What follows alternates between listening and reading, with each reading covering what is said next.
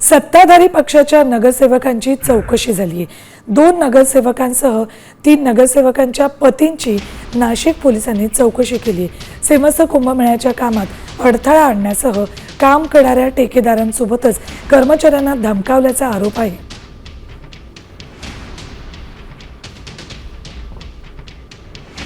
Updates घेऊयात आमचे प्रतिनिधी अभिजित सोनवणे यांच्याकडून। अभिजित, कुंभमेळ्याच्या कामादरम्यान अडथळा आणल्याचा आरोप या नगरसेवक आणि काही नगरसेवकांच्या पतीवर असल्याचं कळतंय।